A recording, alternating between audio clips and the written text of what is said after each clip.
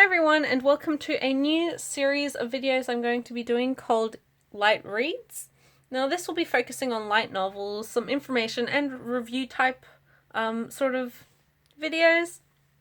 As you can see, this is volume 1 of Durarara, written by Ryohgo Narita and currently released in English by Yen On.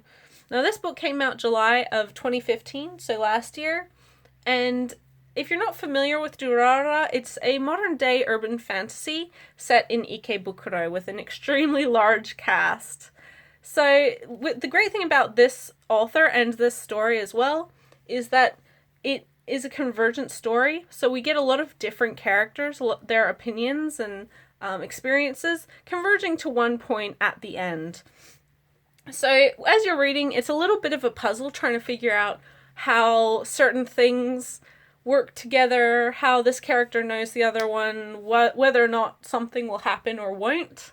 It's if you haven't experienced the story before, it is quite a roller coaster, and there's a lot of surprise and interest throughout the series. So with this volume 1, we're introduced to Mikado Ryugamine, this character here, who's just moved to Tokyo for high school on the encouragement of his best childhood friend. And from his perspective, we're introduced to a lot more of the characters in this novel. This book in particular focuses a lot on Mikado, as well as Selty, this mysterious delivery person, Seiji, who's kind of a surly high schooler who is very standoffish, doesn't really interact with many people, and the mysterious girl who was stalking him and has now disappeared.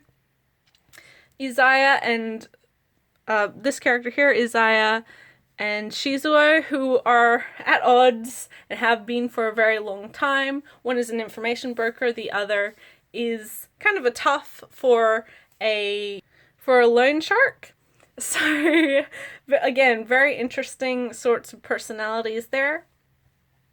And within the story, there's a lot of different things. Aside from the introductory high school, starting out in a new city, country boy, big city, everything's so new and adventurous, we also have some shady dealings going on with a pharmaceutical company. We have a almost mythical monster in search of something important to them. And we also have this unknown gang within Ikebukuro that no one's quite sure how they started, who's within them, and whether or not they're a threat to the people of Ikebukuro. If you are familiar with the franchise Durarara, this also has an anime series and a manga series, and this volume covers up to about episode 12 of the initial season 1 of Durarara. So if you are familiar with the story and have watched the show or read the manga before, I would still definitely recommend this book, not only because it's the source material, but we do get a lot of stuff small moments within this book that you don't see in the show that gives a lot of insight to certain characters. Most notably, in my opinion, Izaya, this character here. And you really see a very strong parallel between Izaya and Mikado, who is kind of our main character of this book, as well as how he interacts with the people around him, not just Shizuo and the high schoolers, but for all his fostering of loving humans. Is quite interesting to see a lot of that in action comparatively to what you see in the anime. The story is self-contained, but like with all good light novels, there is an overarching plot to it as well. So at the end of this volume, you do want to read the next one. You're not left with that was good, I don't need to read anymore, I don't care, that was a satisfying conclusion. The book itself is only a couple hundred pages, if that, and very, very easy to read. The translation has been done incredibly well, and whilst it isn't anything extremely superfluous or uses a lot of descriptors.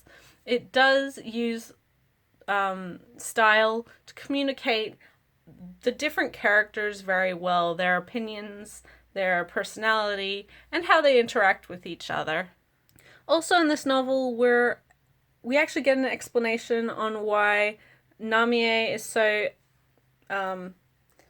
close, should I say, to her brother Seiji, why the dollars are called the dollars, and also how Shizuo and Izaya have kind of avoided each other before the start of this book, and why there's such a huge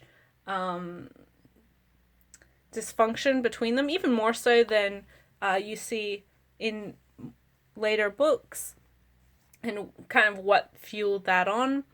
It's a very interesting novel. I wouldn't say it's necessarily the easiest thing to get into, especially if you've already seen the show. It does, of course, rehash a lot of what you've seen, so if you don't want to be reading the same thing over and over again, and you're not a fan of reading in general, I don't necessarily think this is the series for you to start with. But if you're a fan, if you don't mind reading and possibly discovering more about your favorite characters, and you're wanting to try a light novel, Durarara is a very, very good start. It's written well, translated well, and very quick to read. It's very absorbing, and you can get done with it in a fairly short amount of time. So for my personal recommendation, I definitely do think you should read it, especially if you're a fan of the series, or if you're a fan of the author's other work, Bakano. This one is, as you can see, just a paperback release, but still has color pages like all of Yen Press's light novels. So you get a lot of good stuff for what you pay for. And a lot of fold out bits here and there. I've only currently read the first volume of this light novel, but there is 3 in English out at the moment. So, like I said, if you're a fan and you want to try it, pick up the first one.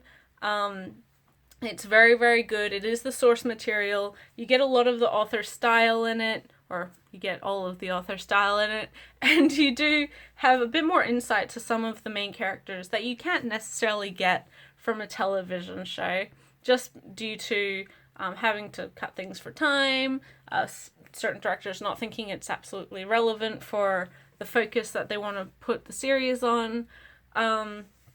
So yeah, it'll give you a new perspective on something you already enjoy, or if you're not a fan already, it'll give you a very interesting read with a very, very good example of convergent storylines working with a great amount of unity. And yeah, so thanks for watching, guys. I hope I've encouraged you to try Durarara, and I'll see you in the next one. Bye till then.